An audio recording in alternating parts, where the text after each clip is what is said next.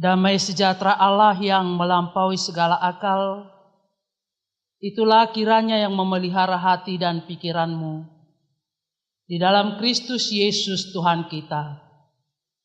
Amin. Shalom. Horas madita saluhna. Ibu bapak, saudara yang dikasihi Tuhan Yesus Kristus yang sedang beribadah di HKBP Ponandolok, Resok Sagala, Distrik 7 Samosir, dan juga buat semua pemirsa Nusantara TV dimanapun kita berada, saya sapa sekali lagi, selamat hari Minggu buat kita sekalian. Ibu bapak saudara yang dikasihi Tuhan Yesus Kristus, firman Tuhan buat kita pada minggu ini, Minggu Judika, tertulis dalam Yehezkiel 37 ayat 1 hingga ayat 14. Saya akan bacakan untuk kita sekalian.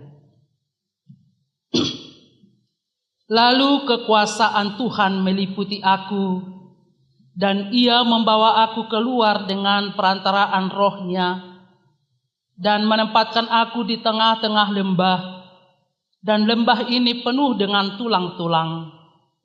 Ia membawa aku melihat tulang-tulang itu berkeliling-keliling, dan sungguh amat banyak bertaburan di lembah itu.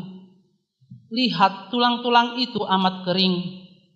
Lalu ia berfirman kepadaku, "Hai anak manusia, dapatkah tulang-tulang ini dihidupkan kembali?" Aku menjawab, "Ya Tuhan Allah, Engkaulah yang mengetahui." Lalu firman-Nya kepadaku, "Bernubuatlah mengenai tulang-tulang ini, dan katakanlah kepadanya, hai tulang-tulang yang kering, dengarlah firman Tuhan.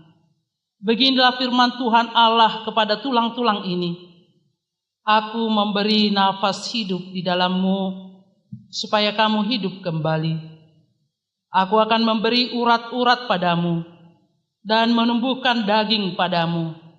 Aku akan menutupi kamu dengan kulit, dan memberikan kamu nafas hidup, supaya kamu hidup kembali, dan kamu akan mengetahui bahwa akulah Tuhan." Lalu aku bernubuat seperti diperintahkan kepadaku, dan segera sesudah aku bernubuat, kedengaranlah suara, sungguh suatu suara berderak-derak, dan tulang-tulang itu bertemu satu sama lain. Sedang aku mengamat-amatinya, lihat, urat-urat ada, dan daging tumbuh padanya, kemudian kulit menutupinya. Tetapi mereka belum bernafas. Maka firman-Nya kepadaku, "Bernubuatlah kepada nafas hidup itu. Bernubuatlah, hai anak manusia, dan katakanlah kepada nafas hidup itu, beginilah firman Tuhan Allah, hai nafas hidup, datanglah dari keempat penjuru angin, dan berembuslah ke dalam orang-orang yang terbunuh ini, supaya mereka hidup kembali." Lalu aku bernubuat seperti diperintahkannya kepadaku, dan nafas hidup itu masuk di dalam mereka, sehingga mereka hidup kembali. Mereka menjejakkan kakinya suatu tentara yang sangat besar. Firman-Nya kepadaku, "Hai anak manusia, tulang-tulang ini adalah seluruh kaum Israel.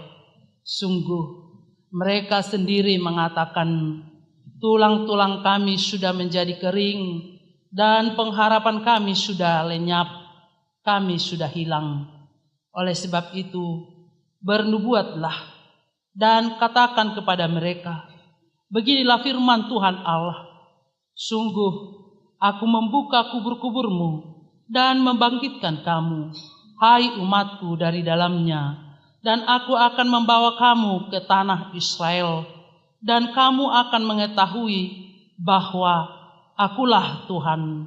Pada saat aku membuka kubur-kuburmu dan membangkitkan kamu, hai umatku, dari dalamnya, aku akan memberikan rohku ke dalammu, sehingga kamu hidup kembali, dan aku akan membiarkan kamu tinggal di tanahmu, dan kamu akan mengetahui bahwa aku Tuhan yang mengatakannya dan membuatnya. Demikianlah firman Tuhan. Demikian firman Tuhan. Ibu bapak saudara yang dikasihi Tuhan Yesus Kristus, mungkin kita semua sudah pernah mendengar istilah badai pasti berlalu. Dan istilah ini sering ketika terjadi badai yang hebat. Saya ingat dulu ini istilah ketika terjadi banjir tsunami yang sangat besar di Aceh.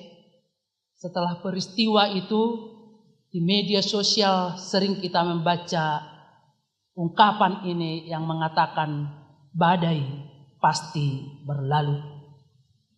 Ungkapan ini adalah ungkapan keyakinan dan pengharapan bahwa situasi yang menakutkan, situasi yang mengerikan, yang membuat kita seperti tidak berdaya lagi, yang membuat kita tidak berpengharapan lagi, tetapi kita yakin itu akan berlalu dan akan digantikan dengan sukacita, ketenangan, dan kenyamanan. Ibu bapak saudara yang dikasihi Tuhan Yesus Kristus, bangsa Israel mengalami kondisi yang terpuruk. Mereka berada di pembuangan Babel karena ketidaktaatan mereka kepada Tuhan, sehingga mereka harus mendapatkan penghukuman. Mereka kehilangan identitas mereka. Mereka kehilangan jati diri. Hidup mereka hancur, penuh keterpurukan. Dalam kondisi seperti itu, mereka tidak sanggup lagi untuk bangkit sendiri. Mereka hampir putus asa.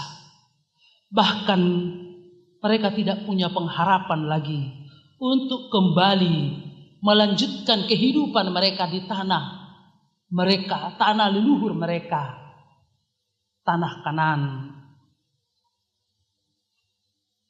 Sehingga seperti dalam nats ini, mereka diibaratkan seperti tulang-tulang yang bertaburan, tulang-tulang yang kering, dan itu memperlihatkan kehidupan atau ketidakadaan kehidupan lagi.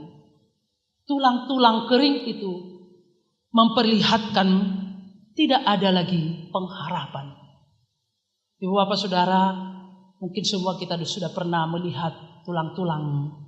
Terlebih di daerah kita ini sering mengadakan acara menggali tulang belulang, atau bahasa Batak dikatakan mengokal huli. Sedangkan melihat satu tulang, satu orang aja kita melihat seperti tidak ada lagi sesuatu hal di situ. Terlebih kalau kita melihat banyak berserakan tulang belulang, itu lambang tidak ada lagi pengharapan dan tidak ada lagi kehidupan. Ibu bapak saudara yang dikasihi Tuhan Yesus Kristus, identitas dan jati diri bangsa Israel sebagai umat pilihan Tuhan sejak mereka jatuh ke pembuangan Babel, semua sudah hilang. Mereka ibarat tulang-tulang kering, mati di dalam pengharapan, mati secara rohani. Sebab pembuangan itu begitu lama dan mereka sudah jenuh akan peristiwa yang terjadi di pembuangan yang sudah berlangsung lama. Mereka mungkin bertanya dalam hati mereka, kapan badai ini akan berlalu? Mereka merasa mereka tidak mampu lagi untuk bangkit dari keterpurukan itu. Ibu bapak saudara yang dikasihi Tuhan Yesus Kristus, namun dalam kondisi yang seperti itu, di dalam kondisi yang benar-benar terpuruk, seperti tidak ada lagi kehidupan, tidak ada lagi pengharapan, tetapi Allah tetap hadir dalam kehidupan mereka. Allah tetap berkarya di dalam kehidupan bangsa Israel dengan memerintahkan Nabi Yehezkiel untuk datang memulihkan bangsanya, datang untuk mengangkat bangsanya dari pembuangan itu. Dalam nats ini Allah menubuatkan kepada Nabi Yesekiel bahwa mereka akan diangkat. Tapi sebelum Yesekiel dibawa ke sebuah lembah yang penuh dengan tulang-tulang kering yang bertaburan. Ibu bapak saudara yang dikasihi Tuhan Yesus, lembah itu atau dalam bahasa Ibrani dikatakan bika, itu melambangkan kehancuran. Lembah tempat yang tersembunyi, tempat yang menakutkan dan mengerikan. Ditambah lagi Yehezkiel melihat berjalan mengelilingi lembah ini dan melihat tulang-tulang kering yang bertaburan. Tulang-tulang kering itu lambang ketidakadaan kehidupan, lambang ketidakadaan pengharapan. Seperti itulah keadaan bangsa Israel di tengah-tengah pembuangan Babilonia. Mereka terpuruk. Mereka benar-benar tidak ada lagi tanda-tanda kehidupan dalam hidup mereka. Bapak Ibu Saudara yang dikasihi Tuhan Yesus Kristus, tapi di dalam lembah yang sangat dalam itu, di dalam kehidupan yang tidak ada pengharapan itu, di dalam keadaan yang seperti tidak ada kehidupan itu, Allah menunjukkan kuasa-Nya. Allah sanggup memulihkan, Allah sanggup mengangkat mereka, Allah sanggup mengangkat dan menghidupkan mereka kembali. Tulang-tulang yang berserakan itu kemudian dihidupkan kembali. Benar kata firman Tuhan dalam Lukas 1 ayat 37. Bagi Allah tidak ada yang mustahil. Bahasa Batak dikatakan ain dangadong naso tarpatupa debata. Allah kita itu Allah yang maha kuasa. Allah bertindak memulihkan bangsanya dari keterpurukan itu. Ibu bapak saudara yang dikasihi Tuhan Yesus Kristus, kita melihat dalam proses pemulihan itu Allah memberikan pertanyaan kepada Yesekiel. Ini luar biasa ibu bapak saudara. Kita lihat dalam ayat 3 itu ketika Yesekiel tadi dibawa ke lembah yang sangat dalam itu dan melihat di sekelilingnya tulang-tulang kering bertaburan. Tetapi Allah sekarang bertanya kepada Yesekiel. Tuhan mengatakan, hai anak manusia, dapatkah tulang-tulang ini dihidupkan kembali? Sungguh luar biasa jawaban daripada Yesekiel. Dia mengatakan, ya Tuhan Allah, Engkaulah yang mengetahui. Ini adalah jawaban iman yang teguh. Yesekiel memberikan jawaban yang luar biasa, menunjukkan keyakinan teguh atas kuasa, atas kedaulatan Allah terhadap semua yang ada di dunia ini, bahkan atas tulang-tulang kering yang bertaburan itu. Hanya Allah lah yang berkuasa dan sanggup untuk melakukan hal seperti itu. Hanya Allah lah yang sanggup untuk melakukan tulang-tulang kering yang bertaburan itu bisa hidup kembali dan bisa kembali seperti semula. Dikatakan di situ, semua tulang-tulang itu bisa berkumpul dan kembali menjadi hidup. Ibu bapak saudara yang dikasihi Tuhan Yesus Kristus, kuasa dan kekuatan Tuhan nyata di dalam firman Tuhan ini. Dan terlihat di sini saudara-saudara, Yesekiel menunjukkan penyerahan secara total kepada Tuhan dan cara Tuhan yang mampu mengubah segala sesuatu dan mampu mengubah tulang belulang itu menjadi hidup kembali. Ada penyerahan total. Yesekiel tidak mengintervensi Tuhan. Yesekiel tidak bertanya, dan tidak menunjukkan keraguan. Dia tidak mengatakan, oh Tuhan bagaimana bisa terjadi ini? Ini sudah tulang belulang yang tidak ada arti lagi. Masa mungkin bisa hidup kembali? Kata-kata seperti itu jauh dari Yeskiel. Dia mengatakan, ya Tuhan, Engkaulah yang mengetahuinya. Tidak ada intervensi. Tidak ada keraguan sedikit pun. Yeskiel benar-benar yakin. Yeskiel benar-benar percaya atas kuasa dan kekuatan, kemampuan Tuhan. Ibu bapak saudara yang dikasihi Tuhan Yesus Kristus, yang menjadi pertanyaan buat kita sekarang. Jika Tuhan mau menunjukkan kuasanya kepada kita, apakah kita yakin dengan kekuatan Tuhan? Atau mungkin kita bertanya-tanya, bagaimana ini Tuhan? Enggak mungkin. Kenapa bisa terjadi? Jauh dari logika saya. Saudara-saudara, harus selalu kita ingat firman Tuhan tadi. Bagi Allah tidak ada yang mustahil. Ain dangadong naso terpatupa debata. Dan diharapkan dari kita ibu bapak saudara, biarlah ungkapan yang seperti ungkapan Yeskiel ini, kita juga mampu mengatakan itu. Ungkapan yang mengatakan, ya Tuhan, Engkaulah yang mengetahui. Saudara-saudara yang dikasihi Tuhan Yesus Kristus, Tuhan memulihkan bangsanya dengan Tuhan memberikan nafas kehidupan. Dalam topik minggu kita dikatakan Tuhan pemberi nafas kehidupan. Saudara-saudara, dalam proses pemulihan itu, kita lihat tadi dalam nats firman Tuhan ini, dikatakan bahwa tulang-tulang itu bertemu satu dengan yang lain. Lalu urat-urat menjadi ada. Daging tumbuh kembali. Kulit menutupi semua. Tetapi itu semua belum sempurna.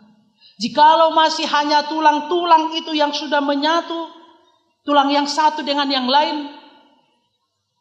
Dan kemudian tumbuh daging. Urat-urat juga ada, lalu kulit menutupinya, itu belum sempurna. Lalu dikatakan di situ, Tuhan memberikan napas kehidupan supaya manusia itu sempurna. Lalu bisa kita bayangkan ibu bapak saudara, dalam penciptaan di perjanjian lama. Ketika Tuhan menciptakan manusia, Tuhan membuat manusia itu dari debu tanah. Dibentuk dari debu tanah. Dan setelah manusia terbentuk, itu belum sempurna. Semua menjadi sempurna ketika Tuhan menghembuskan nafas kehidupan melalui bumbung hidungnya. Tuhan menghembuskan nafas kehidupan, dan itulah yang dikatakan Roh Allah diam di dalam manusia. Ruah Yahweh ada di dalam manusia itu. Roh Allah yang menyempurnakan kita sehingga manusia itu ada bentuknya dan juga memiliki roh Tuhan. Dan epistel kita tadi mengatakan bahwa kita manusia harus hidup di dalam roh Tuhan. Roh Allah harus diam di dalam kamu. Dan orang yang memiliki Kristus, roh Kristus, dialah milik Kristus. Dan orang yang tidak memiliki roh Kristus, ia bukan milik Kristus. Saudara-saudara, dalam proses pemulihan itu tadi, kita menerima roh Allah. Artinya di situ Bapak Ibu Saudara, bahwa manusia belum sempurna kalau hanya masih hidup jasmani ini.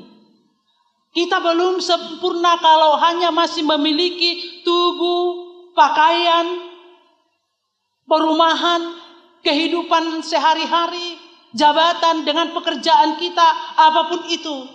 Tetapi itu belum sempurna. Kita harus disempurnakan dengan nafas kehidupan. Itu makanya dikatakan tadi, Tuhan pemberi nafas kehidupan. Saudara-saudara, apa itu nafas kehidupan? Orang Kristen, nafas kehidupan orang Kristen dikatakan berdoa. Doa adalah nafas kehidupan kita. Artinya kita diajak supaya orang-orang yang berdoa. Berarti tidak cukup hanya datang ke gereja, melakukan pekerjaan kita sehari-hari, kita mendapatkan makanan, minuman, kenyamanan di tempat kita tinggal, lalu diberkati dengan kehidupan sehari-hari, ada pekerjaan kita. Belum cukup dan belum sempurna itu, Ibu Bapak Saudara.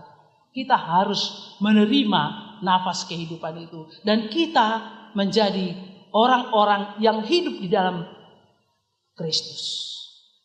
Karena roh Kristus sudah ada dalam hidup kita. Maka kehidupan yang sempurna bagi orang Kristen itu adalah orang-orang pendoa. Di samping kita harus rajin bekerja, rajin di dalam setiap aktivitas kita sehari-hari, kita harus menjadi pendoa. Saudara-saudara yang dikasihi Tuhan Yesus Kristus, tulang-tulang kering yang tidak memiliki kehidupan dan pengharapan oleh Allah dapat dipulihkan kembali.